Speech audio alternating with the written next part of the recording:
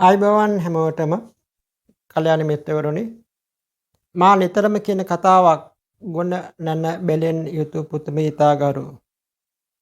ඒ කියන්නේ දරුවන්ට නැන දෙන්න කලින් දැනුම දෙන්න කලින් මුලින්ම දෙන්න ඕන ගුණ. මුලින් ගුණ නොදී දැනුම දීලා පස්සේ ගුණ දෙන්න ගියොත් ඒක කරන්න පුළුවන් වැඩක් නෙවෙයි. ඒක හොඳටම පේනවානේ අද දෙමාපියෝ ගොඩාක් අසරණ වෙලා. හොඳට ඉගෙනගත්ත දරුවන්ගේ දෙමාපියෝ අද මහලු මඩම්වල. එයට පිළියමක් හැටියට ගුණ ගරුක දරුවෙක්, ගුණ පිරුණු දරුවෙක් නිර්මාණය කිරීමේ අරමුණින් තමයි හන්තාන ශ්‍රී ධර්මෝදය දහම් පාසල කටයුතු කරන්නේ. එනිසා මා හිතුවා අපේ ගුරු ස්වාමීන් වහන්සේ වන හන්තාන ශ්‍රී ධම්මාරාම විහාරාධිපති නායකත්ව ක්‍රියාකාරකම් පත්‍රිකාවේ නිර්මාතෘ කල්‍යාණ මිත්‍ර පූජ්‍ය පිරිමිතලාවේ සමාහිත නායක ස්වාමීන් වහන්සේ සමග සාකච්ඡා කරලා උන්වහන්සේ තමයි අවුරුදු 30කට අධික කාලයක් දෙමාපියන් හා දරුවන් සමග කටයුතු කරලා ඒ අධ්‍යක්ෂකීම් ඇසුරෙන් තමයි උන්වහන්සේ මේ පත්‍රිකාව සකස් කරලා අවුරුදු කිහිපයක් ඒක ක්‍රියාත්මක කරලා ගුණ ගරුක නැනවත් දරුවන් බිහි කරලා අධ්‍යක්ෂකීම් තියෙන උන්වහන්සේට මා ගෞරවයෙන් নমස්කාර පූර්වක ආරාධනා කරනවා. ලෝකයට හරවත් දෙමාපියන්ට ආදරය කරන පින්වත් දරුවෙක් බිහි කරන්නේ කොහොමද කියලා උන්වහන්සේගේම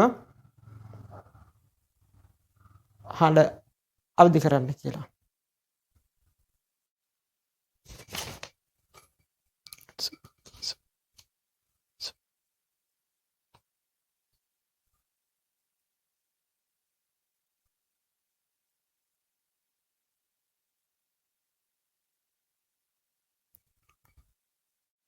අනන්ත ගුණ ඇති මගේ අමාමෑණි බුදුරජාණන් වහන්සේට මාගේ নমස්කාරය වේවා. උතුම් වූ නවලෝතර ශ්‍රී සද්ධර්ම රත්නයට මාගේ নমස්කාරය වේවා. ආර්ය මහා සංඝරත්නයට මාගේ নমස්කාරය වේවා. අතිඋතුම් දළදා වහන්සේට මාගේ নমස්කාරය වේවා. ජය ශ්‍රී මහාම්බරන් වහන්සේට, රත්නමාලි චෛත්‍යරාජන් වහන්සේට, ශ්‍රීපාද පතුරාජන් වහන්සේට, මහියංගනි චෛත්‍යරාජන් වහන්සේ ඇතුළු සියලුම ශාරීරික පාරිභෝගික උද්දේශික ත්‍රිවිධස්තුන්ට මාගේ নমස්කාරය වේවා. උතුම් වූ ත්‍රිවිධ රත්නය ආශිර්වාද බලයෙන් හැමදිනාටම යහපත වේවා. තිරුවන් සරණයි. පින්වත්නි, අද විශේෂ දවසක්. විශේෂ දවසක් කියලා කිව්වේ අපේ කල්යාණ මිත්‍ර බ්‍රහ්මචාරී යෝගී එහෙම නැත්නම් අධ්‍යාත්මික උපදේශක බොහෝ පිරිසකට තමන්ගේ දිවි මඟ යහපත් කරගන්නට සත්පුරුෂ කල්යාණ මිත්‍ර ගුණ වලින් පෝෂණය කරගන්නට යහපත් පුරවැසියෙක් වෙන්නට ගුණ කියා දෙන සත්පුරුෂයෙක් හැටියට කටයුතු කරන අපේ කල්යාණ මිත්‍ර දීප්තිකේ ප්‍රේමචන්ද්‍ර බ්‍රහ්මචාරී යෝගීතුමා අපිට අමුතු කෙනෙක් නෙවෙයි. අපි ආදරයට ලෙන්ගතුකමට කියන ඩීකේ මල්ලි කියලා. ඉතින් එතුමා මතක් කළ විදිහට අපි අවුරුදු 25කටත් වැඩිය කාලයක් තිස්සේ, මම හිතන්නේ 30ක් විතර කාලයක් තිස්සේ අපි හොඳින් දන්නා හඳුනන අය. ඒ වකවානුව තුළ එතුමත් අපිත් බොහොම ළඟින් ආශ්‍රය කරනවා. ඒ ආශ්‍රය නිශ්චය කරද්දී එතුමාගෙත් බොහෝ ගුණ වැඩිලා තියෙනවා. අපිටත් ඒ බව පේනවා. ඒත් එක්කම එතුමා විශාල දරු පිරිසකටත් සමාජ විවිධ ස්තරවල කටයුතු කරන ත්‍රිවිධ හමුදාවේ පොලිසියේ ඒ වගේම ප්‍රාදේශීය ලේකම් කාර්යාලවල විශ්වවිද්‍යාල නායකත්ව පුහුණු වැඩමුළුවල ඒ වගේම දහම් පාසල් දරුදරියන් ඇතුළු හැම පැත්තක්ම ආවරණය වෙන විදිහට ලොකු සේවයක් කරන සත්පුරුෂ කල්යාණ මිත්‍රයෙක් බවට පත් වෙලා ඉන්නවා. ඒ අතරතුර අපේ විහාරස්ථානෙත් අපි ආරාධනාවක් කළා යෝග භාවනා වැඩසටහනක් කරමු කියලා. එතුමා අපි ආරාධනාවක් කළොත් කවදාකවත් ඒක පැහැර හරින්නේ කවුරු වුණත් එතුමාට ආරාධනාවක් කළොත් ඒ ආරාධනා කරන කෙනාගේ තරාතිරම එච්චරම හිතන්නේ නැහැ. එයින් වෙන සේවයේ මොනතරම්ද කියලා කල්පනා කරලා බලලා එතුමාට ඒ සේවය ලබා දෙන්න පුළුවන් නම් පයින් ගිහිල්ලා හරි එතුමයි සේවය ලබා දෙන තරම් සත්පුරුෂ ගුණ තියෙන කෙනෙක්. ඉතින් මගේ ආරාධනාව එතුමාට පැහැර හරින්න බැරි මට්ටමක් ආවද එහෙම නැත්නම් ඒ ලෙන්ගතුකම නිසාමද කොහොම හරි ඉරිද දවසේ හන්තාන නිවාස සංකීර්ණේ අපේ දායක දායිකාවන්ටත් යෝග භාවනා වැඩසටහනක් කරන්න ආරම්භ කළා. බොහොම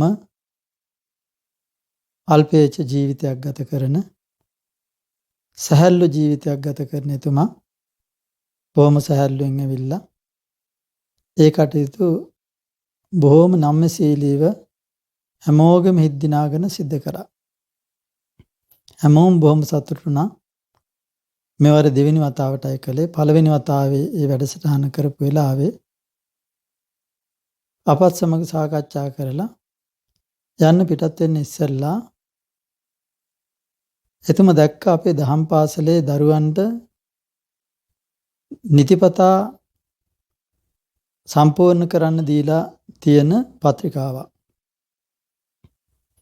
ඒක අපි ශිෂ්‍ය නායක ක්‍රියාකාරකම් කියලා තමයි දාලා තියෙන්නේ. හන්තාන ශ්‍රී ධර්මෝදය දහම් පාසලේ ශිෂ්‍ය නායක ක්‍රියාකාරකම් කියලා. ඒ පත්‍රිකාව දැක්කම එතුමා බොහොම සංවේදී. ඒ නිසාම එතුමා බොහොම සංවේදීව ඒ ගැන කතා කළා. කතා කළා ඒ පත්‍රිකාවක් දෙන්න පුළුවන්ද කියලා ඉල්ලීමක් කරා. මම දුන්නා. එතනින් පස්සේ තමයි මේ ආරම්භ වුණේ.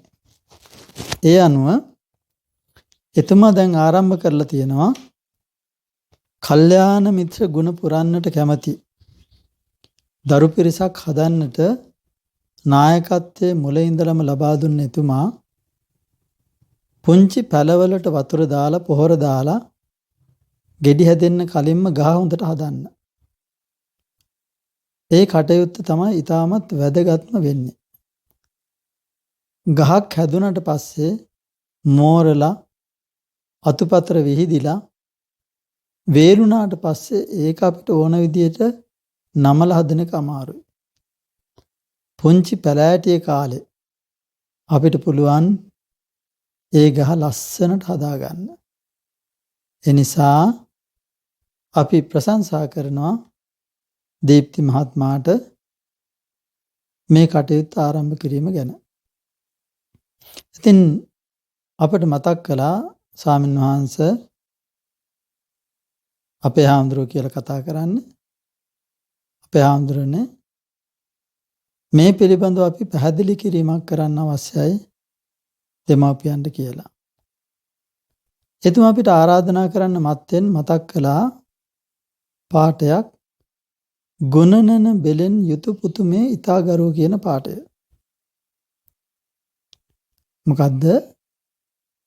ගුණ නැන බෙලෙන් යුතු පුතුමේ ඊතාගරුව. මූලික කරගත්ත ගුණය ප්‍රධානයි කියන කාරණය. ඉතින් ඒක ඉතාමත් වැදගත්. එතුම කිව්ව වගේම මං හිතන්නේ ඇස්කන් හොඳට ක්‍රියාත්මක වෙන බුද්ධියක් ඇති මේ මව්පියවරුන්ට සමාජයේ දිහා ලෝකයේ දිහා බලපුවම පේනවා මොන තරම් වේගකින් දැන් සමාජයේ පිරියමින් පවතිනවද කියලා. හැමෝම නෙවෙයි. ගුණගරුක මව්පියවරුන්ගේ දරුවෝ ඒ වගේම සමහර දරුවෝ ඉන්නවා අම්මලා තාත්තලා ගුණගරුක නොවුනත් සමාජය තුලින් සකස් වෙලා කල්යාණ මිත්‍ර ආශ්‍රයෙන් සකස් වෙලා අම්මලට තාත්තලට වැඩිය හොඳ ගුණගරුක වෙච්ච දරුවොත් ඉන්නවා. එහෙම පිරිසක් හැරෙන්නට විශාල පිරිසක් හරි වේගෙන් නරක පැත්තට යොමු වෙන්නට පරිසරය සකස් වෙලා තියෙනවා. තථාගතයන් වහන්සේ නමක් ලෝකේ පහළ වෙන කාලේ වගේ නෙවෙයි දැන්. හරි වේගෙන් පහළට ඇදහැලෙන දිය ඇල්ලක් තියෙන තැනක ඉහළ ජල කඳ වගේ. ඔක්කොම එක සැරේට ඝන සැරේට ඇදිලා යන්නේ පහළට. එක තැන නතර වෙලා තියෙන්නෙත් නැහැ. ඇදීගෙන යනවා. එතෙන්ට මොනවා හරි වැටුනොත් වැටිච්ච දෙයත් ඇදගෙන යන්නේ පහළට. අන්න ඒ වගේ සමාජයක් තමයි දැන් තියෙන්නේ. මේ සමාජයට වැටෙන ඕනෑම දරුවෙක් හරි වේගෙන් ඇදලා ගන්නෙ නරක පැත්තට. එක තැනක රඳන්නත් අමාරුයි. කියන්නේ ගඟේ වේගය හා සමානව මේ පීනන්න දක්ෂ කෙනෙකුට එක තැනක ඉන්න පුළුවන්. නමුත් එහෙම ඉන්න පුළුවන්කමක් නැහැ වැඩි වෙලාවක්. නිසා ඊට වඩා වේගෙන් ඉහළට පීනන්න වෙනවා. ඒ විතරක් නෙමෙයි දෙපැත්තට පීනන්න විදියකුත් නැහැ. දෙපැත්තෙන්ම දැහැගන්න වගවලසෙන් ඉන්නවා. ඒ නිසා ටිකක් ඉහළට ගිහිල්ලා තමයි ගොඩ එන්න වෙන්නේ. එවැනි සමාජයක් අද තියෙන්නේ. ඒ නිසා අම්මලාට තාත්තලාට ලොකු වගකීමක් යුතුයකමක් තියෙනවා. ඒ වගේම ගුරුවරුන්ට ලොකු වගකීමක් යුතුයකමක් තියෙනවා දරුවන්ට හරි මඟ කියලා දෙන එක. ඒකෙදි අද කාලේ වෙනකොට අම්මලා තාත්තලාට වැඩි අවධානයක් යොමු වෙලා තියෙන්නේ මගේ දුව මගේ පුතා උගතෙක් කරන්න ඕන කියන කාරණේ. සමාජයේ හොඳ කැපී පේන කෙනෙක් කරන්න ඕන කියලා හිතන්නෝ ධනයෙන් බලයෙන් නිලයෙන්. මේ සඳහා පුංචි කාලේ ඉඳලම දරුවෝ ලොකු යුද්ධයක පටලලා තියෙන්නේ. උදෑසනම අවදි වෙලා ලොකු බෑග් එකක් හරේ ගහගෙන මේ දරුවෝ යනවා පන්ති. ඉස්කෝල් ගිහිල්ලා ඉවරලා ඊට පස්සේ පන්ති ගිහිල්ලා ගෙදර එනකොට මත් වෙලා මේ දරුවෝ එන්නේ. අම්මලා තාත්තලාත් ඒ වගේම යුද්ධයක. ඉස්සර තාත්තා විතරයි රැකියාව කරේ. දැන් අම්මත් රැකියාව කරනවා. ඉතින් සමහරවිට තාත්තා ගෙදර නැහැ. පිට පළාතක රැකියාව කරන. සමහරට විදේශයක. ඉතින් තාත්තගේ උණුසුම දරුවට ලැබෙන්නේ නැහැ. සමහරවිට තාත්තා රෑ වෙලා ගෙදර එන්නේ. එතකොට දරුවා නිදි. උදේ පාන්දරම නැගිටලා වැඩට යනවා. එතකොට ඒත් දරුවා නිදි. තාත්තගේ මූණ දකින්නෙත් නැහැ. සමහර අවස්ථා තියෙනවා ටිකක් ඉහළ රැකියාවක් කරනවා නම් අම්මයි තාත්තයි දෙන්නම ගෙදර වැඩට කෙනෙක් ඉන්නවා. වැඩට ඉන්න කෙනා තමයි දරුවව අන්දලා කවලා පොවලා දරුවව පාසල් වාහනයට එහෙම නැත්නම් වෑන් එකට දාන්නේ. ඒතර මේ දරුවට අම්මා තාත්තගේ උණුසුම සෙනෙහස ලැබෙන්නේ නැහැ. ගෙදර ආයම්මගේ සෙනෙහස තමයි ලැබෙන්නේ. එහෙම හැදෙන දරුවෙකුට දරුවා නලව ගන්න අද කාලේ ලේසියෙන්ම දෙන්නේ ජංගම දුරකථනය. ඒ වගේ එකක් දීලා දරුවා නලව ගන්න උත්සාහ කරනවා. අම්මලා තාත්තලාත් ඒ වැඩේ කරනවා. අම්මලා තාත්තලාගේ තියෙන අවිවේකීකමට දරුවාව තියාගන්න ඕනකම හින්දා. මේ හැම එකකින්ම දරුවෙකුට ලොකු විනාශයක් වෙනවා. ඒ විනාශය තේරුම් ගන්නේ නැහැ. දහම් පාසලක් තියා පන්සලක් පළාත යන්න අම්මලාට තාත්තලාට වෙලාවක් නැහැ. බොහෝම අමාරුවෙන් අතීතයේ හිටපු බුද්ධිමත් පිරිස් පොය දවස නිවාඩු දවසක් කරගත්තා. ඇයි මේ පොය දවස නිවාඩු දවසක් කරගත්තේ? පොය දවස නිවාඩු දවසක් කරගත්තේ පොය දවසේ දරුවොත් එක්ක දෙමව්පියෝ පන්සල් යන්න. වැඩිහිටියෝ සිල් සමාදන් වෙන්න. පොය දවසේ සිල් සමාදන් වෙන්න ඕන නිසා එදා දවස නිවාඩු දවසක් කරගත්තා. දැන් මොකද වෙලා තියෙන්නේ? පොය දවසේ නිවාඩු දවසක් වෙන නිසා ළඟම දවසකුත් නිවාඩුවක් දාගන්නවා. ඒක සමහර විට අසනීප නිවාඩු. එහෙම නිවාඩුවක් දාගෙන ලොකු චාරිකාවක් යනවා. දැන් ඒකින් රටටත් අලාභයි, තමුන්ටත් අලාභයි, බොරුවකුත් වෙනවා, අකුසලයකුත් වෙනවා. ඒ මට්ටමටපත් වෙලා. ඉතින් රටටත් ඒකෙන් ලොකු අවඩක් වෙන්නේ. ඒ ඇත්ත පොය නිවාඩුව කියලා ගන්නෙත් වැඩකට ඇති දෙයක් නෙවෙයි. පොයට පන්සලක් පලාත යන්නේ නැහැ. මලක් පහනක් පූජා කරන්නේ නැහැ. දරුවොත් එක්ක පිනක් දහමක් කරන්නේ නැහැ. සමහර වෙලාවට සිල් සමාදන් වෙන්න ඉන්න වැඩි හිටියටවත් එදාට සිල් සමාදන් වෙන්න යන්න අවස්ථාවක් ලැබෙන්නේ නැහැ. ඒ මට්ටමටපත් වෙලා. ඉතින් දහම් පාසල් ගැන කවර කතාවද? අද කාලේ දහම් පාසල් යවන්න අවස්ථාවක් නැහැ. ඇයි? පාසල් වලත් බාහිර වැඩ ඔක්කොම දාගෙන තියෙන්නේ සතියන්තේ. පිහිනුම් පුහුණු කියයි, ක්‍රීඩා පුහුණු කියයි, චෙස් කියයි.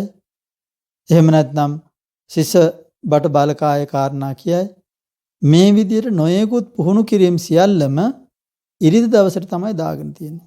ඊට අමතරව සාමාන්‍ය පෙළ උසස් පෙළ විතරක් නෙවෙයි, ශිෂ්‍යත්ව පන්තිය විතරක් නෙවෙයි, දැන් 3 පන්ති ඉඳලම ශිෂ්‍යත්වයට පුරුදු කරන දරුවෝ, 6 පන්ති ඉඳලම සාමාන්‍ය පෙළට පුරුදු කරන දරුවෝ, 10 පන්ති ඉඳලම උසස් පෙළට පුරුදු කරන දරුවෝ, 10 පන්තියේ සාමාන්‍ය පෙළ විභාගය කරපු ගාම මේ ළමයි පටන් ගන්නවා උසස් පෙළ විභාගයට පන්ති යන්න. ප්‍රතිඵල ඇවිල්ලත් නැහැ. පන්ති යන්න පටන් ගන්නවා. ඉතින් එතකොට උදේ ඉඳලම පන්ති දරුවෝ දහම් පාසල් යවන්න වෙලාවක් නැහැ. එතකොට දරුවෝ ගුණධර්ම වලින් යුක්ත දරුවෝ වෙන්නේ නැහැ. අපේ දීප්ති මහත්මයා කිව්වා වගේ ගුණයෙන් යුක්ත දරුවෝ වෙන්නේ නැහැ. නැන සකස් වෙනවා. නැන සකස් වුනහම අවසානට මොකද වෙන්නේ? ඥානවන්ත ගුණයෙන් පිරිච්ච දරුවෙක් වෙනවා. අර එතුමා කිව්වා වගේ අපිට අහලා පුරුදු ඕන තරම් එහෙම දේවල්. මේ මෑතකදීත් අපිට එහෙම දේවල් අහන්න හම්බුණා. බොහෝම ඉහළ මට්ටමට දරුවෝ ටික ඔක්කොම ඉගෙනගෙන. හැබැයි අම්මා බලා ගන්න කවුරුත් කැමති නැහැ. තවත් තැනක දරුවෝ ටික හොඳට දේවල් හම්බ කරගෙන හිටියා. අම්මා දීපල ලියලා දුන්නා. හැබැයි දරුවෝ එක්කෙනෙක්වත් කැමතුනේ නැහැ අම්මව බාර ගන්න. අන්තිමේදී මුණුබුරෙකුට සිද්ධ වුණා අත්තම්මව බලා ගන්න. ඊට පස්සේ මුණුබුරාට තරහ ඇවිල්ලා ඒ මුණුබුරාගේ අම්මායි තාත්තයි දෙන්න ඒ අයට ගෝරි දැම්මා. ඇයි මේ අත්තම්ම තියාගත්තේ කියලා. අන්තිමේදී පොලිසි ගියා. පොලිසියෙන් තීරණය කරා දරුවන්ට මාස 3 මේ අම්මව තියාගන්න කියලා නියමයක් කරා. ඊට පස්සේ ඒ දරුවෝ අම්මව මාස 3 තියාගන්න කැමැත්ත පළ කරා. ඉතින් ඊටත් එහා ගියපු තැන් තියෙනවනේ. අම්මලා මහලු නිවාස වලට වැටිච්ච තැන්. තව තැනක් තියෙනවා. ඒක පුතෙක්. ඒ අම්මා බොහෝම අමාරුවෙන් තමයි පුතාව බලාගෙන තියෙන්නේ. තාත්තා ගස්ගෙඩි කඩ පුතාට උගන්වන්න උත්සාහ කළා. නමුත් තාත්තා ගහකින් පල්ලට වැටුණා. එක්තැන් වුණා. අම්මා ගල්වැල වැඩ පොලේ වැඩට ගියා. ගල් කඩලා තමයි දරුවට උගන්වුවේ. බොහොම අමාරුවෙන් උගන්වුවා. කොහොම හරි දරුවා වෛද්‍යවරයෙක් කළා. වෛද්‍යවරයෙක් වුණාට පස්සේ දැන් දරුවට විවාහයක් කරගන්න කිව්වා. දරුවා කැමතුනේ නැහැ විවාහ කරගන්න. අම්මා ගොඩක් දුක් විඳා හින්දා අම්මා බලාගෙන ඉන්න ඕන කියලා කිව්වා. නමුත් අම්මගේ ඇවටිලි කිරීම, පෙරත්ත කිරීම නිසාම දොස්තර මහත්තයා විවාහයක් කරගත්තා. අනේ ටික කාලයක් යනකොට ඒ නෝන මහත්තයාට නිකන් ඉන්න බෑ. ඒ හින්දා කුකුල් කුටුවක් කරන්න ඕන කිව්වා. ඊට පස්සේ ඉතින් දොස්තර මහත්තයාට සල්ලි තියෙනවා. ඒකටත් උදව් කරා. ඉතින් පුංචි ප්‍රශ්න ගෙවල් වල ඇති වුණා. නැන්දම්මලේලිගේ ටිකෙන් ටික මහත්තයාගේ හිත වෙනස් කරා නෝන මහත්තයා. අන්තිමේදී අම්මයි පුතයි දෙන්න නුරුස්නා ගතියටපත් වුණා. ටික කාලයක් යනකොට අන්තිමේට මොකද වුනේ? අන්තිමේට උනේ අර දුක් විඳලා තමන්ගේ පුතාට උගන්නලා දොස්තර කෙනෙක් කරපු අම්මව කුකුල් කූඩුවට දාලා වැහුවා. කුකුල් පැටව හදන කොටස තමයි අම්මට ඉන්න උනේ. ඒ වගේ කතන්දර ඕන තරම් තියෙනවා. බලු කූඩුවේ දාලා අම්මා හිටපු අවස්ථාත් ඔයත් අහලා ඇති.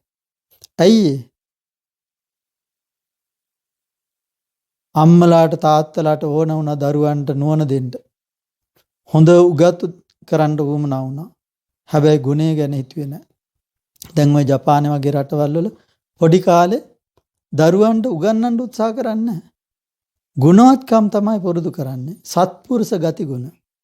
වැඩිහිටියන්ට ගරු කරන එක. මේ දේවල් තමයි පුරුදු කරන්නේ.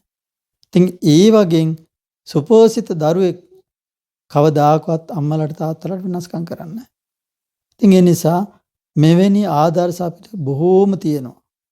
ඒ ආදර්ශත් එක්ක අපි කල්පනා කරා අපේ දහම් පාසලේ තවත් උගත් දරුවෙක් බිහි කරන්න අවශ්‍ය වෙන්නේ නැහැ කියලා. මොකද මේ පරිසරේ බොහෝ අම්මලා තාත්තලා බොහොම උගත් අය ඉන්නේ.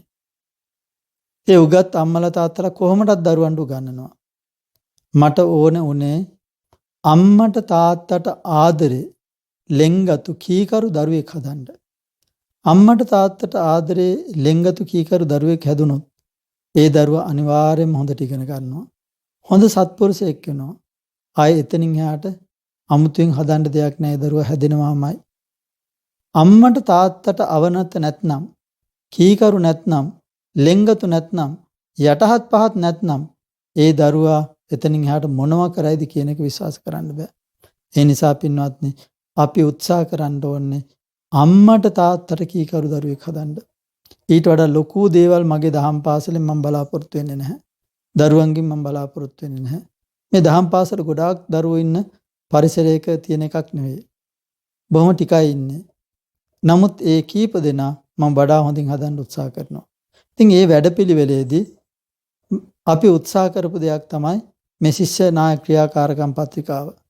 ඒ පත්‍රිකාවට මම කරුණු 44ක් දාලා තමයි පටන් ගත්තේ. ඒකෙන් අපේ ඩී.කේ මල්ලි එහෙම නැත්නම් දීප්ති මහත්මයා අපේ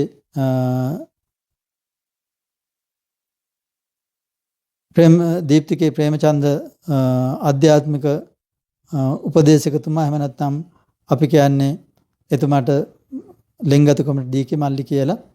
ඉතින් එතුමා උවමනාවෙන්ම මේ පත්‍රිකාව සකස් කරලා ඉක්මනටම දෙන්න කල්පනා කරලා ලෑස්ති කරලා තියෙනවා. ඉස්සරෝම මාසයක් විතර මේක දරුවන්ට දීලා කොහොමද කරන්නේ කියලා බලලා ඊට පස්සේ නැවත සංශෝධනයක් කරලා වඩා යහපත් ආකාරයෙන් තවත් සැලකිලිමත්ව මේක කරන්න ඕන කියන අදහස එතුමාගේ තියෙනවා. ඉතින් ඒ නිසා අපි මේ පත්‍රිකාව දෙමව්පියන්ට පුරවන්න දෙන්නේ දෙමව්පිය අතින් පුරවන්න නෙවෙයි. පින්වත්නි තේරුම් ගන්න මේ දරුවෝ අපිට දීර්ඝ කාලීනව මේවත් එක්ක තියාගන්න බෑ. අවුරුදු 13 පහු වෙනකොට ටිකක් අමාරුයි. සංක්‍රාන්ති අවධිය කියලා කියනවනේ. ඒ කාලෙදි දරුවෝ ටිකක් පාලනය කරන්න අමාරුයි. නිසා පුංචි කාලේ ඉඳලම දරුවෙක් පුහුණු කරගත්තොත් ඒක ලොකු දෙයක්. අර කියමනක් තියෙනෝනේ එක දිගට අකණ්ඩව දවස් 21ක් යම්කිසි දෙයක් මනසට දුන්නොත් ඒක මනසේ පැලවෙනවා. මෙන්න මේ රෝපණය කිරීමයි අපි කළ යුතු වන්නේ. ඒ නිසා මේ වැඩපිළිවෙළවල් ඕනෑම දෙයක් යහපත් දෙයක් අයහපත් දෙයක් වුණත් එහෙම වෙනවා.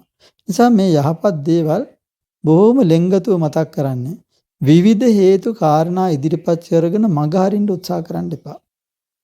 අපි අත්දැකීමෙන් දන්නවා අම්මලා තාත්තලා බොහොම අවිවේකයි, කාර්යබහුලයි. ඒ නිසා අම්මලාට තාත්තලාට මේවට වෙලාව නැති වෙන්න පුළුවන්. හැබැයි කාලයක් ගිහිල්ලා දරුවෝ වරද්දා ගත්තොත් එහෙම ඒ වරද්දා ගන්න දරුවෝ වෙනුවෙන් ඔබට දැනට දවසකට විනාඩි 5ක් ගත කරන්න බැරි වුණත් අනාගතයට ඔබට දවස් ගණන්, සති ගණන්, මාස ගණන් කඳුළු හලන්න වෙන්න පුළුවන්.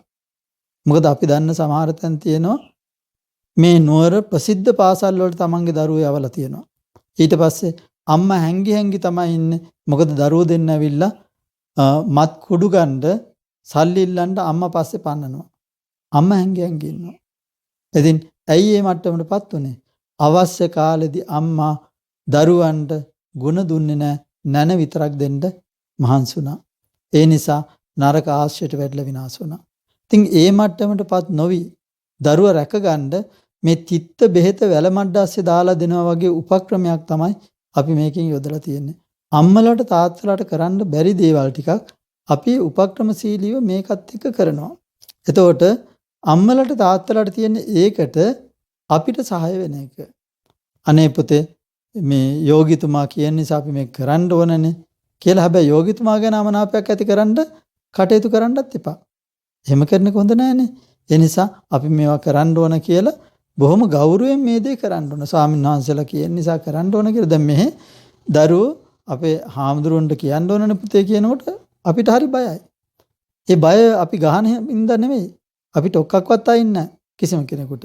නමුත් ලොකු යටහත් පහත් ගතියක් බයක් දරුවන්ගේ තියෙනවා, ලෙන්ගතුකමක් තියෙනවා. ඒ මට්ටමට ගුරුවරයාත් සකස් වෙන්න ඕන. දෙමව්පියොත් සකස් වෙන්න ඕන. මොකද තරවටු කරනවාට ගහනවට බයිනවට කවුරුත් කැමති නැහැනේ. කිසිම කෙනෙක් කැමති නැහැ. දඬුවමට කවුරුත් කැමති නැහැ. ඉතින් ඒ නිසා දඬුවම් කරලා නෙවෙයි අපි උපක්‍රමශීලීව දරුවන්ව පොළඹවා ගන්න දක්ෂ වෙන්න ඕන.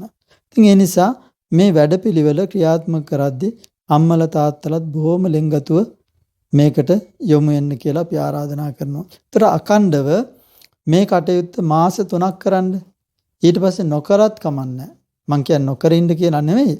එක දිගට මාස 3ක් කරොත් ආයතනින් පස්සේ මේ දරුවා අනිවාර්යයෙන්ම සකස් වෙනවාමයි. අපේ දහම් පාසලේ අපි ඒක දැකලා තියෙනවා. සමහර දරුවෝ දැන් දහම් පාසල් ලැබෙන්නේ නැහැ. අර කිව්වා වගේ දරුවෝ අර තරඟෙට වැටිලා ඉන්නේ. ඒ නිසා ඒකෙම යනවා. නමුත් අර සකස් වෙච්ච ටිකේ දරුවන්ගේ දකින්න තියෙනවා. ඒ දරුවා අම්මට තාත්තට කීකරුව සකස් වෙලා තියෙනවා. ඉතින් ඒ ලාභය ලබා ගන්න පුළුවන්. ඒ නිසා බොහොම ලෙන්ගතුව මේ කාරණේ මතක් කරන්න. නිසා අපි උදව්වක් හැටියට ඔයත් වොන්ඩ මතක් කරන්නම් මේ පත්‍රිකාව පුරවන විදිය. දැන් අපේ යෝගිතුමා සකස් කරලා තියෙන පත්‍රිකාවත් අපි සකස් කරලා තියෙන පත්‍රිකාවත් අතර කරුණු දෙක තුනක වෙනසක් තමයි තියෙන්නේ. ඉතින් ඒ නිසා අපි සකස් කරලා තියෙන පත්‍රිකාවේ තියෙන කාරණා ටික කියාගෙන යන්නම්. ඒත් එක්කම යෝගිතුමාගේ තියෙන පත්‍රිකාවේ තියෙන කාරණා ඔබතුමාලාට ලැබෙනවා. ඒ ලැබුණාම ඒ පිළිබඳව තේරුම් ගන්න පුළුවන්. එතකොට මේකේ අංක 1 හැටියට තියෙනවා નિયમિત වේලාවට අවදි වීම කියලා. එතකොට මේකෙදි අම්මලා තාත්තලා දරුවෝ අවදි වෙන වෙලාව සමහර විට කෙනෙක් 5ට වෙන්න පුළුවන්, තව කෙනෙක් 5:00ට වෙන්න පුළුවන්. එතකොට ඒක එතන සටහන් කරන්න තියෙනවා. පාන්දර 5ට නම් 5 දාන්න, 5:00 නම් 5:00 දානවා. ඊට පස්සේ විනාඩි 2ක් පරක් වුණොත් 5:00ටම හරියටම අවදි වෙන 5:00ට නම් අවදි වෙන්නේ දරුවා. 5:00ටම අවදි වුණොත් ලකුණු 10යි. විනාඩි 2ක් පරක් වුණොත් ලකුණු 9යි. 4ක් පරක් වුණොත් ලකුණු 8යි. එහෙම විනාඩි 2 අඩු වෙනකොට ඒක එක ලකුණ ගානේ අඩු කරන්න.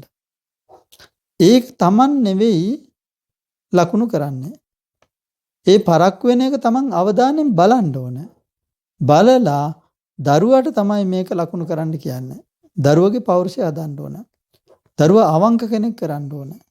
අවංකවම Taman ගැන සංවිවේචනයක් කරන්න පුළුවන් කෙනෙක් බවට පත් කරන්න ඕන. එතකොට Taman පිළිබඳව Tamanගේ තියෙනවා යම් කිසි ඇගීමක්. ඒ විදියට දරුවා පුරුදු කරන්න. හවස විනාඩි 5ක් අරගෙන පුතේ අද කීයටද නැගිට්ටේ? හැබැයි මතක තියාගෙන ඉන්න ඕනේ.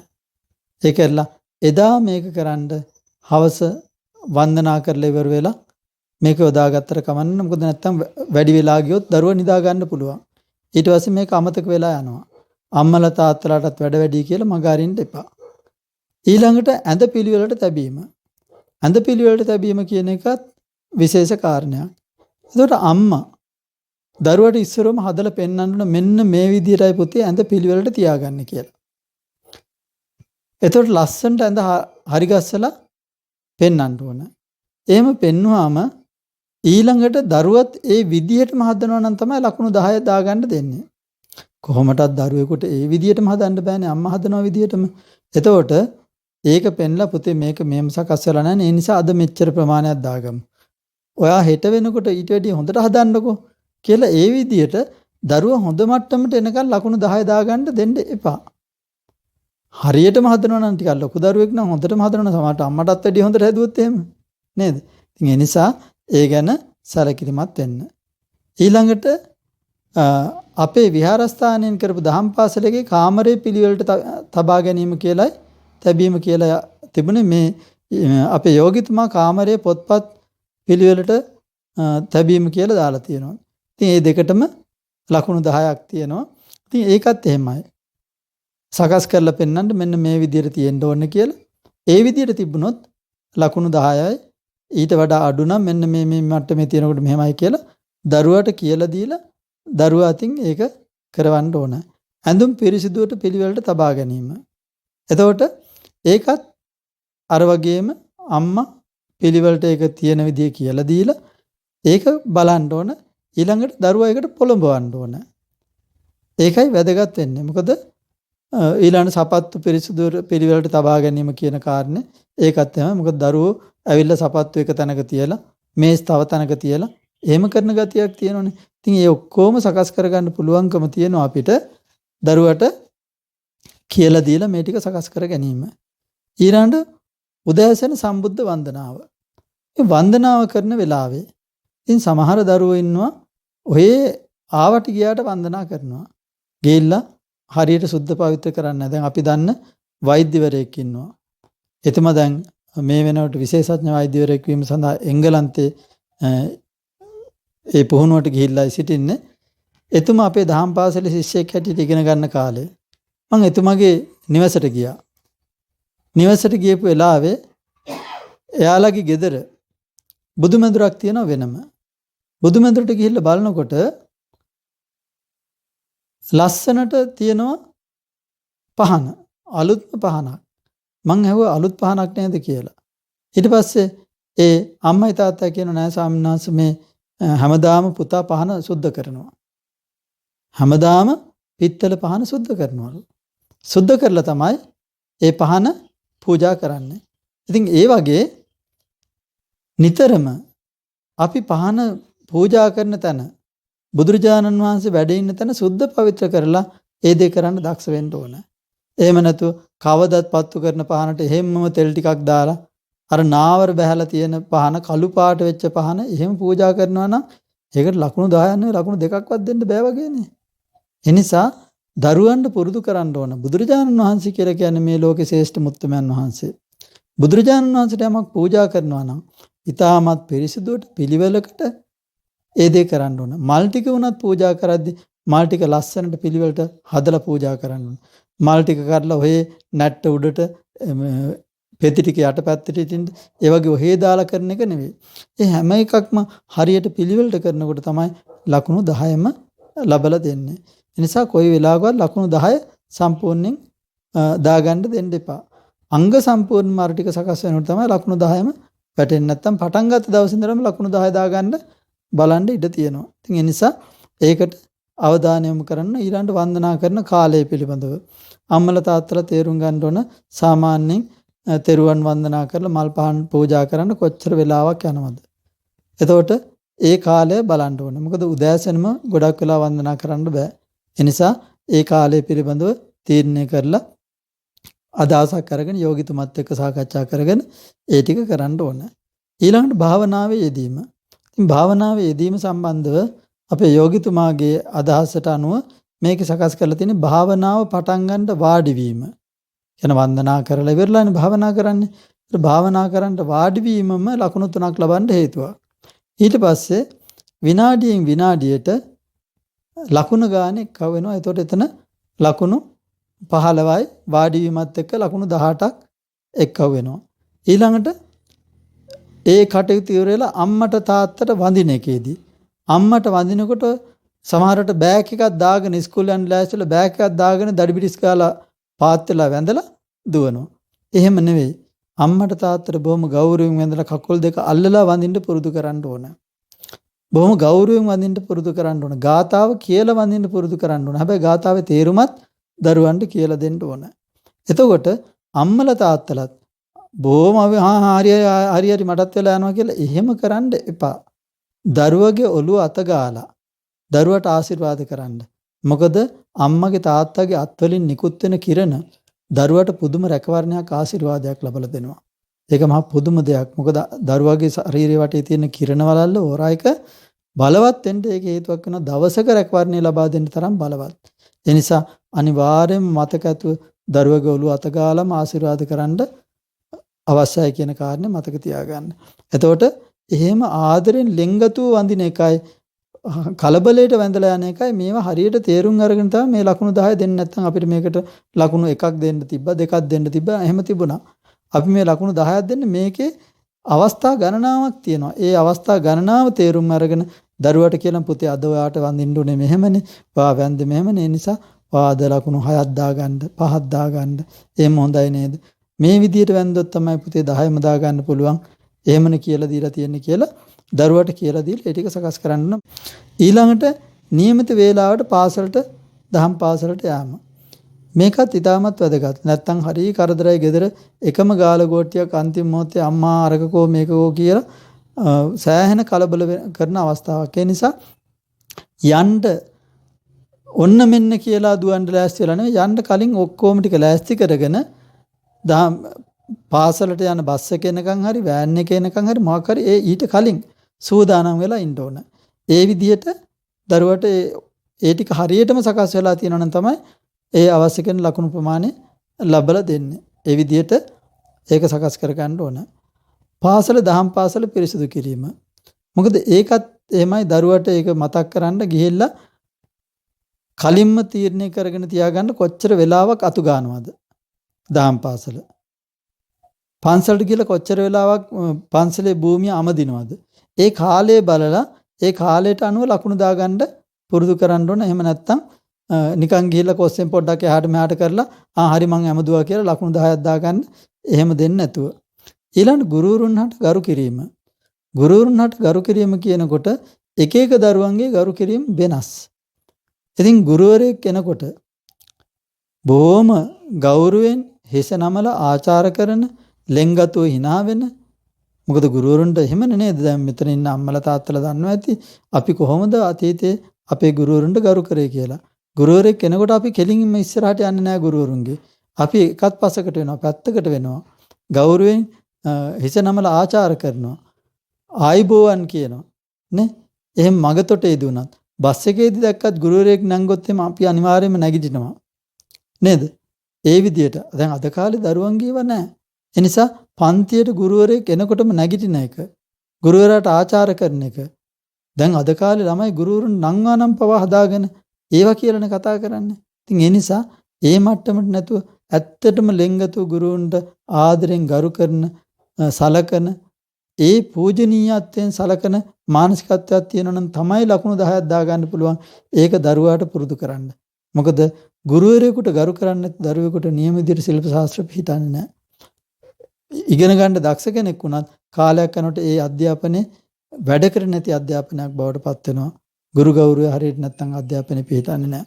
ඉතින් ඒ නිසා ඒ ගුරු ගෞරවය හරියට පුරුදු කරන්න ඕනේ. හොඳයි. ඊළඟට විශේෂ බාහිර කටයුතු සඳහා ඇති උනන්දුව. විශේෂ බාහිර කටයුතු සඳහා ඇති උනන්දුව කියපුවාම මෙතන කාරණා රාශියක් තියෙනවා බලන්න. දැන් බලන්න අද කාලේ දරුවෝ ඉගෙන ගන්න එකට ගොඩක් මහන්සි වෙනවා. හැබැයි අපි පුංචි කාලේ අපි කොච්චර දේවල් කරාද? අපි පුංචි කාලේ අපිට සෙල්ලම් කරන්න කාලේ තිබුණා. ඒ වගේම බාල දක්ෂ, ඒ වගේම ශිෂ්‍ය බට බල්කාය ආදී නොයෙකුත් දේවල් කරන්න කාලේ තිබුණා. නමුත් දැන් ඉන්න දරුවන්ට එහෙම වෙලාවක් නැහැ.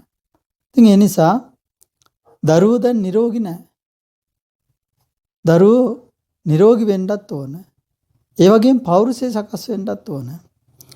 අධ්‍යාපනයේ පමණක් ඔළුවේ තියාගෙන හිටියොත් ඒ කියන්නේ මේ විෂය පොතට අයිති ටික විද්‍යාව, ඉංග්‍රීසි, ගණන් ආදී වශයෙන් ඒවා පමණක් ඉගෙන ගත්තොත් ඒ දරුවා අංග සම්පූර්ණ දරුවෙක් වෙන්නේ නැහැ.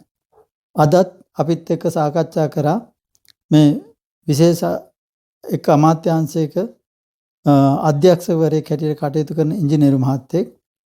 එතුමත් එක්කත් අපි සාකච්ඡා කරද්දී අද අපිට දකින්න තියෙන විශේෂ දෙයක් හැටියට සාකච්ඡා වුණේ මේ නායකත්ව ගුණාංග ලක්ෂණ ගොඩාක් දරුවන්ගේ ජීවිත තුළ දකින්න නැහැ. හොඳට ඉගෙනගෙන ඉන්නවා.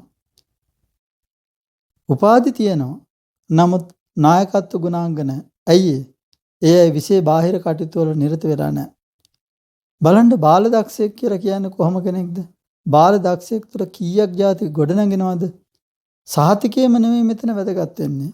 සාහිතිකයට වඩා බාලදක්ෂයෙක් හැටියට ඉගෙන කියා ගන්න මේ පෞරුෂය සකස් වෙන කාරණා කොච්චර වටිනවද?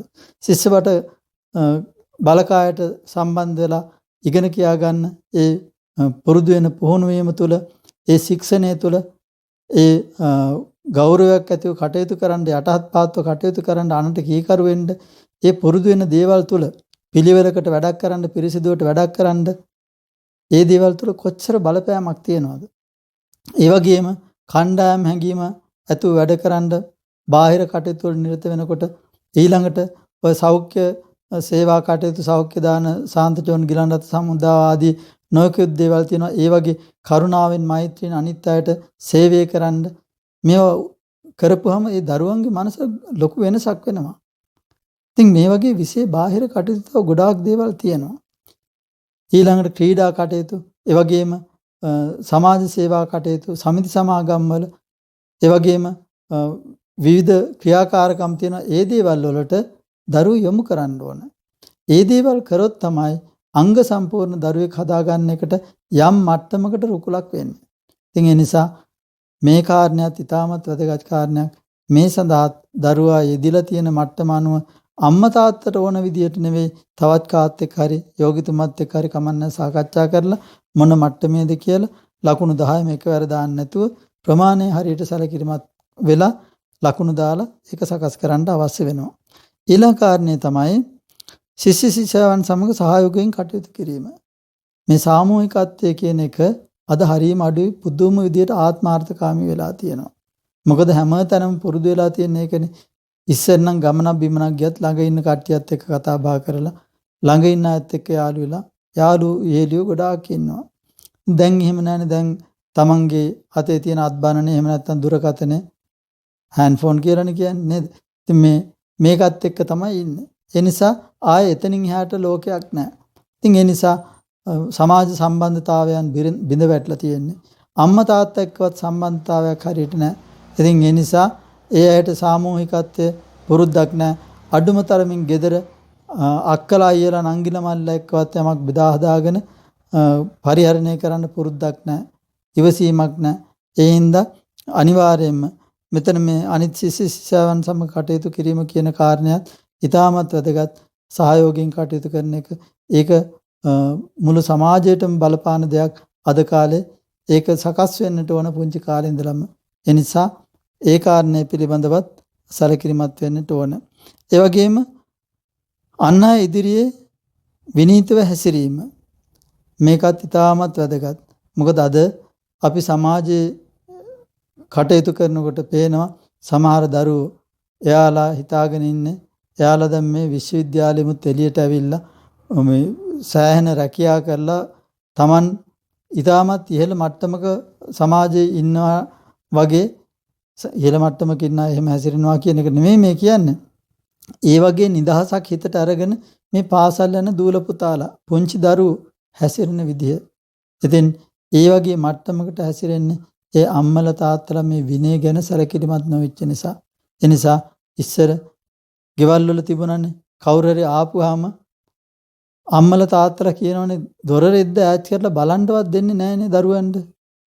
ඇවිල්ලා ඉන්න කට්ටිය එක කතා බහ කරන්න ඇවිල්ලා වචනයක් කිව්වොත් එහෙනම් පස්සේ ගුටි කන්න වෙනවනේ දරුවන්ට. එනවා මෙතන මහ මිනිස්සු කතා කරන තැන හොට දාන්න කියලා. දැන් එහෙම නෙවෙයිනේ. අම්මලා තාත්තලාට උගන්වන්න ඕක කොහොම නෙවෙයි. මෙහෙමයි කියලා දරුවෝ උගන්වන්න දෙනවා අම්මලා තාත්තලාට. ඒ නිසා කෙනෙක් ඉස්සරහා හැසිරෙන විදිහක් තියෙනවා. ඒක පුරුදු කරන්න ඕන. එහෙම නැත්නම් අපේ සමාජ හරි ඉක්මනට පිරියනවා. නිසා මම පුංචි කාලේ ඉඳලා පුරුදු කරන්න ඕන. පුංචි දරුවන්ට පවා දැන් බලන්න අපේ රටේ දරුවෝ මේ ළඟදිත් මන් දවසක් දැක්කා කඩේකදී පුංචි දරුවෝ අඬනවා එයාට ඕන දේ ඉල්ලා අඬනවා බේරෙන්න බෑ. දැන් අපි පිටරටවල් වල දැකලා තියෙනවා පිටරටවල් වල දරුවෝ එහෙම ඉල්ලා අඬන්නේ නැහැ. එහෙම ඉල්ලා අඬන පළියට දෙන්නේ නැහැ. අපේ රටේ තියෙන්නේ දරුවෙක් අඬනකොටම ඒ පුංචි දරුවන්ගේ ආයුධයනේ හැඳීම කියන්නේ. අඬනකොටම එක ෆෝන් එක අතට දෙනවා. නැත්තම් එයා ඉල්ලන දේ දෙනවා. එහෙම පුරුදු කරලා අන්තිමේදී ලොකු වෙනකොටත් එයා පුරුදු වෙනවා. එයා සද්දයක් දැම්ම ගාම අම්මලා තාත්තලා ඒ දරුවට ඕන විදියට හැසිරෙන්න ඕන. ඒ මට්ටමටපත් වෙලා තියෙන්නේ. මේක අම්මලා තාත්තලාගේ වැරද්දක්. ඒ නිසා දරුවන්ට ඕන විදියට දරුවන්ට සකස් වෙන්න දෙන්න එපා. දරුවෝ පුහුණු කරන්න ඕන අම්මලා තාත්තලා විනයක් ඇතුව සකස් වෙන්නේ මෙහෙමයි කියලා. ඉල්ලන දේ දෙන්න යන්න එපා. එහෙම දෙන්න හැකියාවක් නැහැ කියන එක ඔප්පු කරලා දරුවා අඬනකොට අඬන්ට ඇරලා මග ඇරලා ඉන්න. ඒතර අඬන හින්දා දෙන්නේ නැහැ කියන කාරණේ තේරුම් ගන්නවා. පුංචිම කාලේ අර කිරි ඕන වෙනකොට අඬනවා, මధుරයක් ආපුවම අඬනවා, ශරීර කෘත්‍යයක් වෙච්චාම අඬනවා. ඒකම පුරුදු වෙලා තමයි චුට්ටක් ලොකු වෙනකොටත් එයාට මොන හරි ඕන වෙනකොට බිම් පෙරලි අඬන්නේ. ගණන් ගන්න නැතුව එකපාරක් දෙපාරක් හිටියනම් ඊට පස්සේ එයාම දැනගන්නවා මේක මේ අඬලා ගන්න පුළුවන් එකක් නෙමෙයි කියලා. අඬන්න නැතුව ඉල්ලපුවාම හැබැයි තමන් අවශ්‍ය දේ අවශ්‍ය වෙලාවට අරන් දෙන මට්ටමටපත් වෙන්න ඕනේ. එතකොට දරුවා තේරුම් ගන්නවා මේක අඬලා ඉල්ලන්න හොඳ නැහැ, මේ වෙලාවේ මෙහෙම කරදර කරන්න හොඳ නැහැ. අම්මට සල්ලි නැති නිසා තමයි මේ වෙලාවේ මේක අරන් දෙන්නේ නැති, තාත්තිට බැරි නිසා තමයි අරන් දෙන්නේ නැති කියලා දරුවා තේරුම් ගන්නවා. පොන්චි කාලේ ඉඳලා මේක පුරුදු කරන්න ඕනේ. ඒ නිසා මේ අන් අය ඉදිරියේ විනීතව හැසිරීම කියන එක විශේෂයි. ඒ වගේම නිවසේ පිළියෙල කළ ආහාර ගැනීම මේකත් අද සමාජයේ ගොඩාක් අම්මලා තාත්තලා වරද්දන එකක් තියෙනවා. අම්මලා තාත්තලාගෙත් විශේෂයෙන්ම අම්මලාගේ ලේසියටත් අම්මලාත් ඉතින් ටීවී එකේ එක එක ටෙලි නාට්‍ය බල රෑ වෙනකන් ඉඳලා මම මේ හැමෝටම චෝදනා කරනවා නෙවෙයි, කාර්ය බහුල අම්මලා තාත්තලා ඉන්නවා තමයි. ඒ වුණාට එහෙම Tamanට කලින් නිදා ගන්න පුළුවන්කම තියෙද්දි වෙන දේවල් කර ඉඳලා ෆෝන් ඔබ ඉඳලා අන්තිමේදී Tamanට නිින්ද ගියපුවාම උදේ කලබලෙන් නැගිටලා තමමුත් අර මානසික ආතතියටපත් වෙලා තමන්ගේ මනසත් ඔද්දල් වෙලා තියෙන හින්දා ආහාර ටික පිළියෙල කරන්න බෑ. උදේම මොනවා හරි ඔය එන හෝන් ගාගෙන එන දැන් කාලේ කියන්නේ චූම්පාන් කියලානේ. ඉතින් ඒකෙන් මොනවා හරි කෑමක් අරගෙන ඒක දරුවගේ බෑග් එකකට දාලා යවනවා. ඉතින් දැන් පාසල් වලින් නීතියක් වගේ දාලා තියෙනවා මොනවා හරි කෑමක් එවන්න ඕන කියලා හදලා ඒ වගේ උපක්‍රමයක් යොදලා තියෙන එක ලොකු දෙයක්. එහෙම හරි අපි ක්‍රමානුකූලව දරුවන්ට ගෙදර හදන කෑමක් දෙන්න පුරුදු කරන්න. මොකද වසවිස අද ගොඩක් කන්නේ. දැන් හොයාගෙන තියෙනවා දරුවන්ගේ පෞරුෂය ගොඩාක් ඉක්මනට බිඳලා තියෙනවා කියලා. පිරිමි අයගේ පෞරුෂය ඉතාමත් ඉක්මනට විනාශ වෙලා තියෙනවා කියලා අවුරුදු 50ක් ඇතුළත මේ පිරිමි ජාන අතීතයේ තිබ්බ ඒ පෞරුෂය ඉතාමත් ඉක්මනින් විනාශ වෙලා තියෙනවා කියලා හොයාගෙන තියෙන ටෙස්ටෝස්ටෙරෝන් හෝමෝනේ දැන් බොහොම දුර්වල වෙලා තියෙනවා කියලා හොයාගෙන තියෙනවා. මේ ප්ලාස්ටික් සහ මේ විවිධ කෘත්‍රිම ආහාරات එක්ක මේ විනාශ වෙලා තියෙන්නේ කියලා හොයාගෙන තියෙනවා. ඒ නිසා දැන් පිරිමි ලක්ෂණ අඩුයි කියලා කියනවා පිරිමින්ගේ. ඒ නිසා මේක තේරුම් ගන්න තව මේ විදිහට කාලයක් ගියොත් එහම අපිට හොඳ පෞරුෂයක් තියෙන වැරදි තැනදී වැරදි ඒ වගේම හරි තැනදී හරි කියලා කොන්ද කෙලින් ඇතුව කතා කරන්න පුළුවන් සමාජයක් නැතුව යනවා. ඉතින් ඒ නිසා අපේ සිංහල ජාතිය කියලා කියන්නේ ඊට වඩා හොඳ පෞරුෂයක් තිබ්බ ජාතියක්. මේ පෞරුෂ විනාශ වෙන විවිධ බෙහෙත් වර්ග සහ ආහාර වර්ග බෝ කරලා තියෙනවා. අපි විහිමුත් අපි මේ දේවල් කරගන්නවා. ඒ නිසා මේ gedara පිළියෙල කරන ආහාරයක් අනුභව කරන්න දරුවන්ට සිංහල ආහාර අනුභව කරන්න රුචිකත්වයක් ඇති කරන්න ඕනේ. මොකද මේ දේවල් උනත් මාසයක් නොකා හිටියොත් අනිවාර්යයෙන්ම දරුවන්ට එපා වෙනවා. ඊට පස්සේ දරුවන්ට gedara කෑම කන්න හොඳට පුරුදු වෙනවා. අම්මලාත් රසට උයන්න දක්ෂ වෙන්න ඕනේ. හොඳට දුරු මිරිස් ටික දාලා උයන්න දක්ෂ වෙන්න ඕනේ. අපි අපේ දහම් පාසලේ දරුවන්ට ඒක පුරුදු කරනවා. අපි හැම අවුරුද්දෙම සාංගික දානයක් දෙන්න පුරුදු කරලා තියෙනවා දරුවන්ට. ඒ සාංගික දාන දෙන්න ඉස්සෙල්ලා දරුවෝ ගෙදරදී පුරුදු වෙන්න ඕන. පුරුදු වෙලා දහම් පාසලේදී තමයි සියලුම දේවල් සකස් කරන්නේ. දහම් පාසලේදී දරුවෝ උයන්න ඕන. උයලවරලා ස්වාමීන් වහන්සේලාට ආරාධනා කරන එකේ ඉඳලා සියලුම දේවල් අපි පුරුදු කරනවා. ඒ පුරුදු කරපු විදිහට ස්වාමීන් වහන්සේලාට ආරාධනා කරලා දරුවෝ සාංගික දානේ ස්වාමීන් වහන්සේලාට පූජා කරන්න බුද්ධ පූජාව තියලා ඒ විදිහට ගෞරවයෙන් ස්වාමීන් වහන්සේලාට දාන පූජා කරන ඒවා හරියට ඒ දරුවෝ ටික කරනවා. ඉතින් ඒවා දරුවන්ගේ ජීවිතවලට පුහුණු වෙනවා. අපි එකකින් කාරණා කීපයක් කරනවා. එකක් තමයි දරුවන්ට මේ සංස්කෘතිය පුරුදු කරන එක. අනිත් එක තමයි විශේෂයෙන්ම දුවලට රසට උයන්න පුරුදු කරන එක. මොකද නැත්නම් අනාගතයේට ඒක ප්‍රශ්නයක් වෙනවා. ඒ නිසා හැම අම්මා කෙනෙක්ම රසට උයන්න පුරුදු වෙන්න ඕන. Tamanට රසට උයන්න බැරි නම් දැන් YouTube එකේ තියෙනව නැති වෙනකන් එහෙම හරි පුරුදු වෙලා උයන්න පුරුදු වෙන්න. මොකද දරුවෝ රසට උයලා දෙනවා නම් කන්න කැමති. අම්මලා උයන දේ ගොඩක් රසයි. මොකද ආදරෙන් කරුණාවෙන් හදන නිසා ඒ ආදරෙන් කරුණාවෙන් මේක හදන්න වදයක් කරගන්න නැතුව ඒතර දරුවෝ රසට ඒව කනවා. ඉතින් ඒ නිසා නිවසේ පිළියෙල කළ ආහාරයක් අනුභව කිරීම කියන එක ඒක ඒ උනන්දුව මත දරුවෝ ගොඩාක් උනන්දුවෙන් ඒ දේ කරනවා නම් ලකුණු 10ක් දා ගන්නටත් උනන්දු අඩු නම් ඒ අඩු වෙන විදියටත් සකස් කර ගන්න ඕන.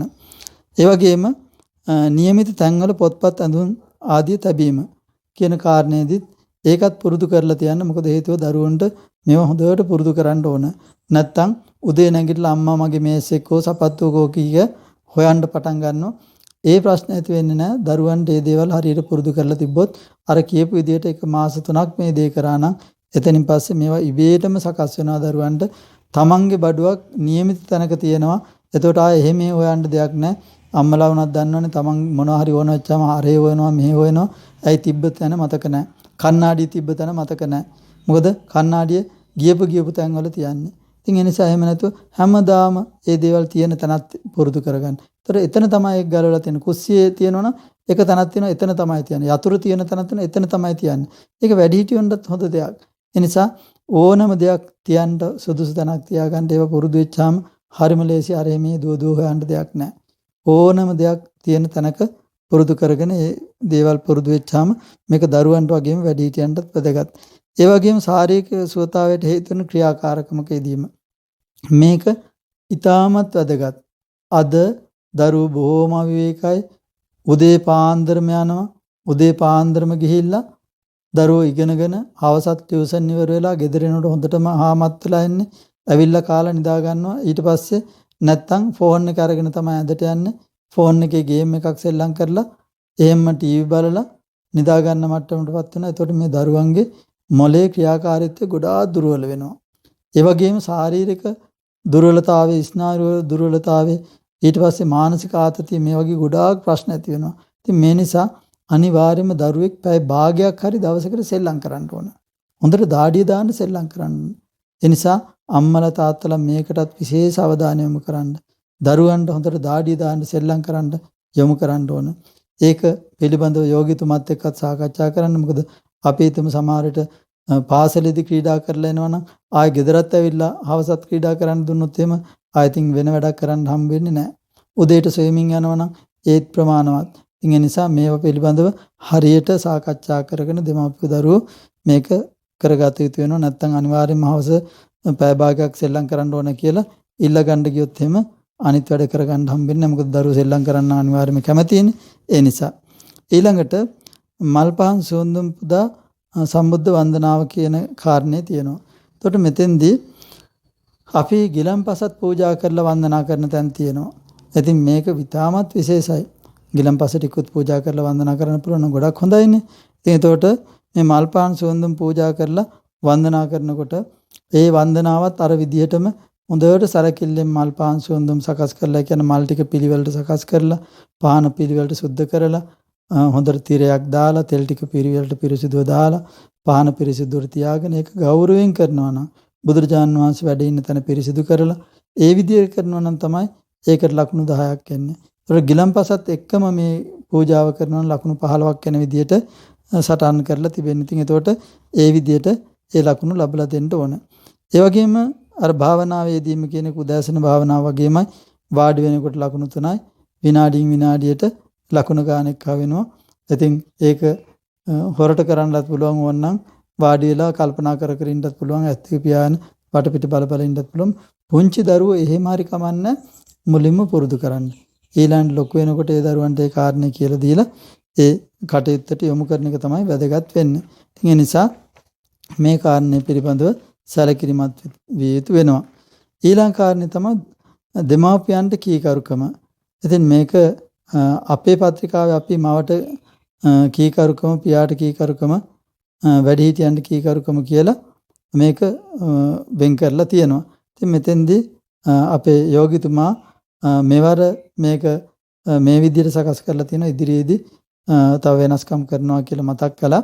ඉතින් දෙමාපියන්ට කීකරුකම කියන කාරණේදී මෙතන ලකුණු 20ක් ලබලා දෙනවා. ඒක මවට පියාට දෙන්නටම කියන කාරණයක් එක්ක.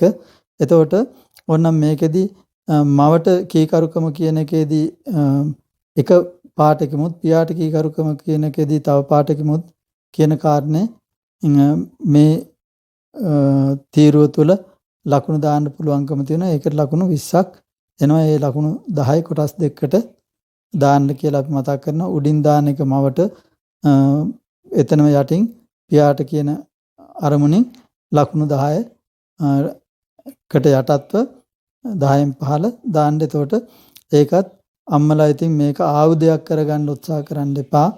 අම්මලත් හොඳට තේරුම් ගන්න ඕන ආදරෙන් කියලා නැත්තම් මේ ලකුණු දා ගන්න එපා කියලා සැර කරලා ඒක ආයුධයක් කරගෙන දරුවන්ට කලකිරෙන විදිහට මේවා කරන්න එපා. ආදරෙන් කතා කරලා ඒ දේ කරන්න අනේ පුතේ මෙහෙම කරන්න එපා හිත රිදවන්න එපා ඒක හරි නෑනේ කියලා. ඒ වගේම මේ අම්මලාට තාත්තලාට කීකරු වීම කියන කාරණේ පිළිබඳවත් වෙනම අපි සාකච්ඡා කරන්න ඕන. දරුවෝ තියාගෙන එතකොට දරුවන්ට මේකේ වටිනාකම තේරුම් ගත්තාම දරුවෝ කීකරු වෙන ගතියක් තියෙනවා. වැඩිහිටියන්ට කීකරුකම කියන කාරණාත් එහෙමයි. ඒකෙදි ලකුණු 10න් දෙන්නේ. එතකොට ආච්චිලා සීයලා ඉන්න පුළුවන්, තවත් වැඩිහිටියෝ ඉන්න පුළුවන්. ඒ කාරණාව සම්බන්ධ ඊළඟ මවට උදව් කිරීම, පියාට උදව් කිරීම කියලා කාරණා දෙකක් තියෙනවා. සමහර දරුවෝ අම්මට උදව් කරන්න කැමති, තාත්තට උදව් කරන්න කැමති නැහැ. සමහර අය තාත්තට උදව් කරන්න කැමති, අම්මට උදව් කරන්න කැමති නැහැ. ඉතින් ඒ වගේ කරුණු හරියට තේරුම් අරගෙන ලකුණු දාන්න ඕන. දැන් සමහර අවස්ථා තියෙනවා අම්මා ගෙදර ඉන්නවා තාත්තා ගෙදර නැහැ. ඒතකොට තාත්තා ගෙදර නැති දවසට තාත්තට උදව් කරන්න බෑනේ. දැන් මේකෙදි විශේෂයෙන් මතක් කරන්න ඕන දැන් මේ මවට වැඳීම පියාට වැඳීම කියන කාරණා තියෙනවා. වැඩිහිටියන්ට කියලා තියෙනවා, ගුරුවරුන්ට කියලා තියෙනවා. අපි හිතමු පාසල් නිවාඩු දවසක් කියලා. ඒතර ගුරුවරුන්ට ගරු කිරීම කියලා කරන්න බෑනේ. ඒතර එදාට බින්දුව දාන්න දෙන්න එපා. ඒකට ඉරි කෑල්ලක් ගහන්න ඕන. පියාට වැඳීම කියන එක පියා ගෙදර නැත්තම් පියාට වඳින්න බෑනේ. එතකොට ඉරි කෑල්ලක් ගහන්න. මව ගෙදර නැත්තම් මවට වඳින්න බෑනේ. එතනට ඉරි කෑල්ලක් ගහන්න. එතකොට දන්නවා මෙයාගේ අම්මා ගෙදර නැති නිසා තමයි මේ ඉරි කෑල්ලක් ගහලා තියෙන්නේ කියලා. අම්මා ගෙදර ඉඳද්දි වඳින්න නැත්තම් බින්දුව. ඒ විදිහට තමයි මේ නැති ඒවා සම්බන්ධව දාන්න ඕනේ. හරි. ඊළඟට වැඩිහිටියන් උදව් කිරීමේත් වැඩිහිටියෝ නැත්තම් ගෙදර එතෙන්ට ඉරි කෑල්ලක් ගහනවා මිසක් එතෙන්ට බින්දුව දාන්නේ නැහැ. උදව් කරේ නැත්තම් බින්දුව දාන්නේ. එතකොට මවගේ සිත රිදවීමෙන් වැළකී සිටීම, පියාගේ සිත රිදවීමෙන් වැළකී සිටීම. මේක එක මට්ටම් තියෙනවනේ. ඒක තේරුම් අරගෙන කරන්න ඕන. ඊළඟට වැඩිහිටියන්ගේ සිත රිදවීමෙන් වැළකී සිටීම, සහෝදර සහෝදරි සමගියෙන් සිටීම. ඒකත් තේරුම් ගන්න පුළුවන් අම්මලාට තාත්තලාට පහසුවෙන්ම. ඒ වගේම පන්සිල් ආරක්ෂා කිරීම. එතකොට මෙතන එක ශික්ෂාපදයකට ලකුණු 5 ගානේ නියම කරලා තිබෙනවා අපි. එතකොට ඒක දරුවන්ටම කියලා දරුවන්ගෙන් අහගෙන කොහොමද පුතේ අද සිල්පද ටික ආරක්ෂා කරේ කියලා.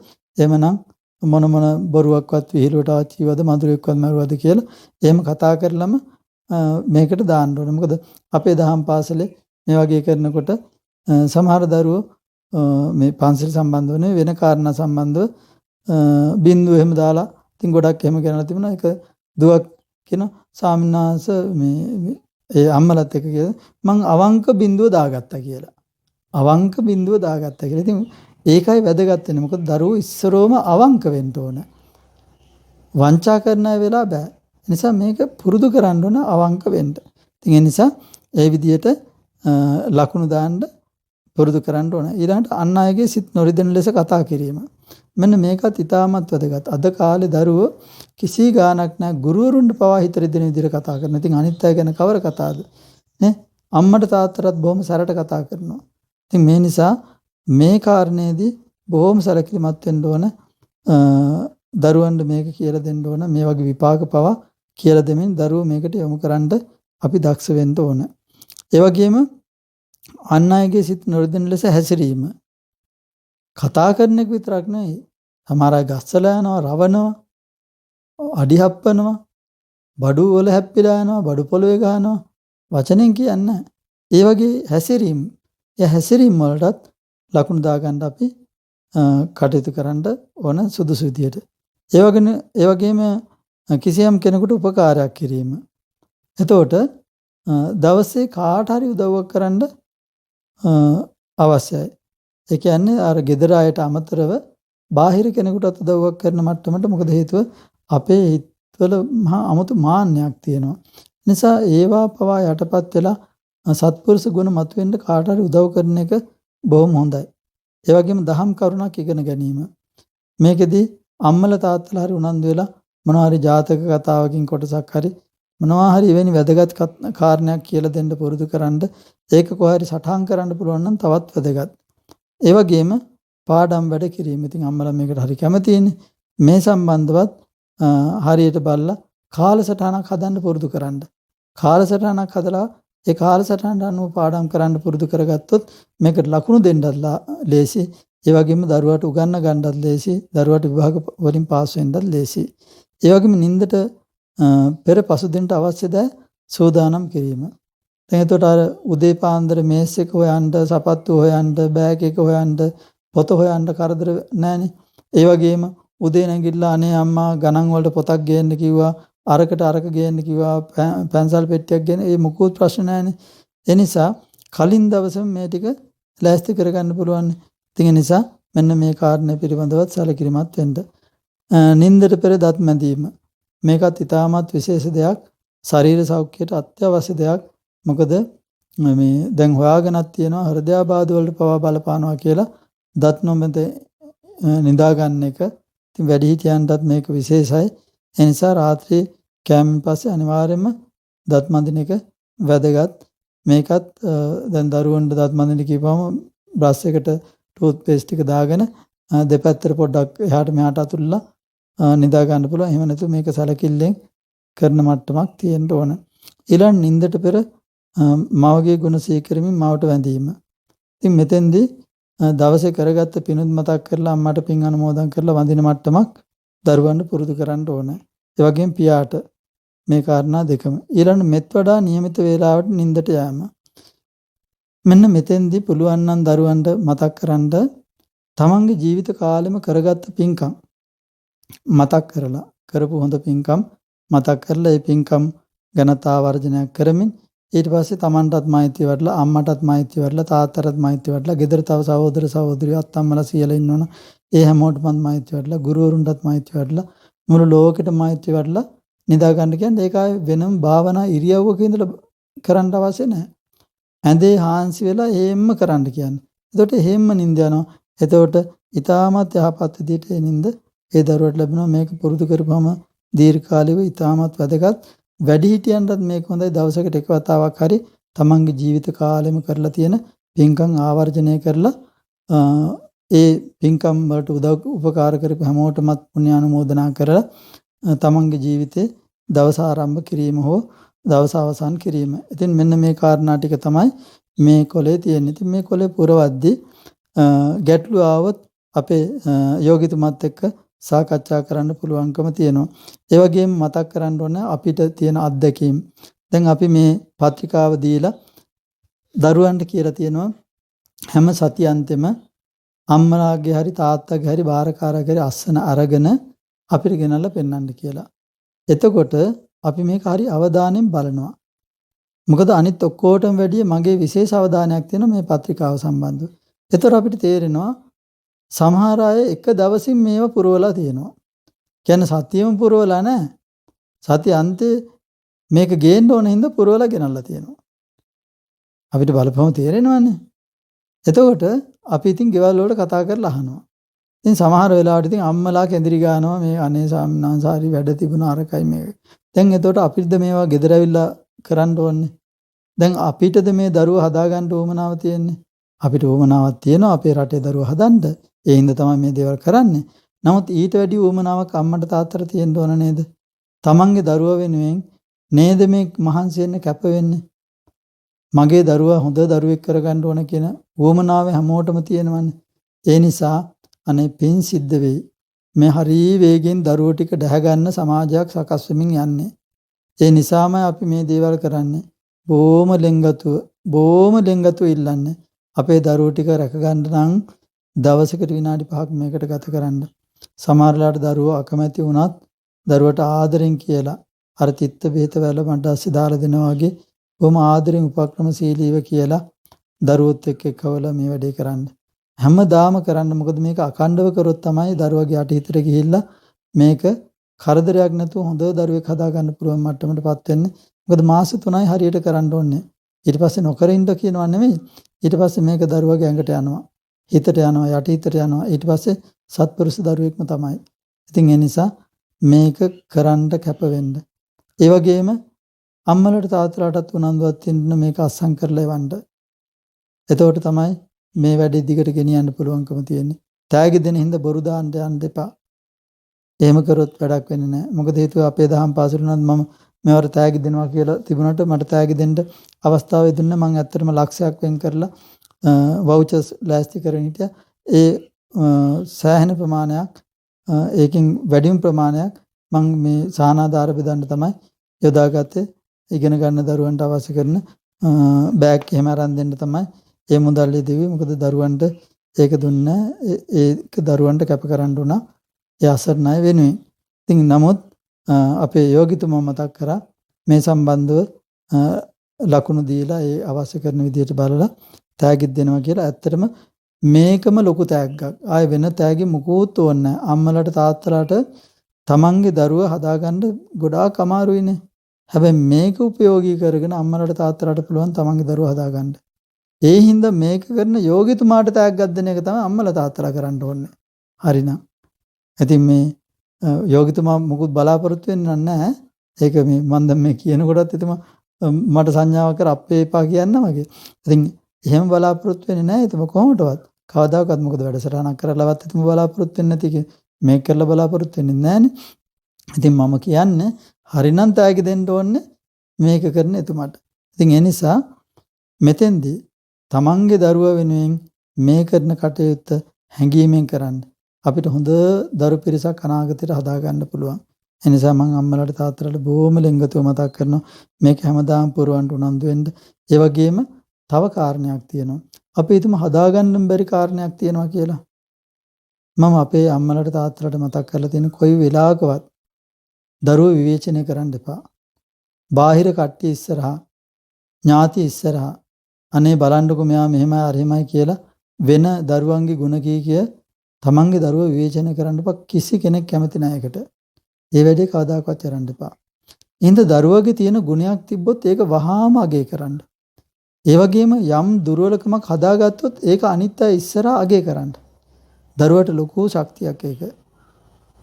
වැඩි හිටියෝ ඉස්සරහා ඒ අදාළ අය ඉස්සරහා අගය කරන්න දරුවගේ පෞරුෂය වර්ධනය වෙනවා එකෙන්.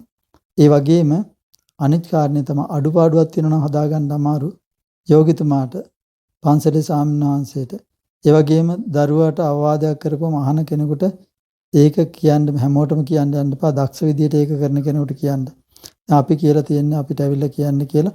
අපි කොයි වෙලාවකවත් ඒ දරුවත් එක්ක ඒ වරද ගැන කතා කරන්නේ අපි ඒක කරන්නේ පොදුවේ සියලු දරුවොත් එක්ක එවැනි වැරදි ගැන සාකච්ඡා කරනවා. එතකොට ඒක කියනවත් එක්කම අපි උපක්‍රමශීලීව එක එක දරුවෝ දිහා මූණ බලනවත් එක්කම අර දරුවගේ මූණ දිහා ටිකක් වැඩිපුර බලාගෙන ඉන්නවා. එතකොට නිකන් ඒ දරුවට නිකන් කරන්ට් එකක් වදිනවා වගේ ඒකත් එක්ක දරුවෝ සකස් වෙන ගතියක් තියෙන. ඉතින් ඒ නිසා අපි උපක්‍රමශීලීව අපේ දූල පුතාලා ටික හදාගමු. මොකද මේ අපේ අනාගතේ. නිසා අම්මලාට තාත්තලාට නැවතත් මම ලෙන්ගතුව ඉල්ලනවා. අපේ දරුවෝ ටික අපිට හදාගන්න පුළුවන්. අපිට අවිවේකයි තමයි. අපි ආර්ථික ප්‍රශ්න මැද තමයි ඉන්නේ. අපිට ඔය කියන තරම් කාලය යොමු කරන්න බෑ කියලා හිතෙන්න පුළුවන්. නමුත් එහෙම අපිට විනාඩි 5ක් 10ක් දවසකට යොදවන්න බැරි වුණොත් අපේ දරුවෙනි අපිට අනාගතයේ දීර්ඝ කාලයක් දුකින් කඳුලින් හොල්ලා ඉඳ වෙයි. ඒ නිසා මම ප්‍රාර්ථනා කරනවා මේ අහන මේ දකින අම්මා කෙනෙකුට තාත්තා කෙනෙකුට කවදාකවත් එහෙම නොවේවා. එහෙම වෙන ඉඩක්වත් නොවේවා. එවැනි අකුසලයක් තියෙනවා. ඒ අකුසලුත් යටපත් වෙලා අපි කරලා තියෙන කුසල වල බලයෙන් මේ අම්මලාට තාත්තලාට සැනසීමෙන් සුසුම් හෙලන්නට නොවේ සැනසිලි සුසුම් හෙලන්නට ඒ වගේම සතුටු කඳුළු සලමින් දරුවෝ ගැන කතා කරන්නට අවශ්‍ය කරන මඟ සලසා ගන්නට ශක්තිය ධෛර්ය වාසනාව ලැබේවා. අනාගතේ අපේ රටට ජාතියට ලෝකෙට වටින උතුම් දරු පිරිසක් නිර්මාණය කරන්න අපි හැමෝටම ශක්තිය ධෛර්ය වාසනාව ලැබේවා.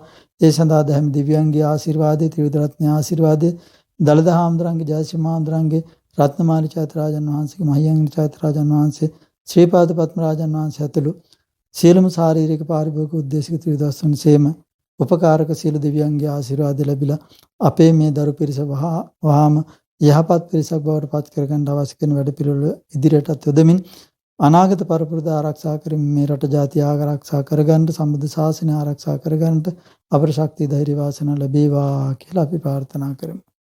හොඳයි. හැමදෙනාටම තෙරුවන් සරණයි.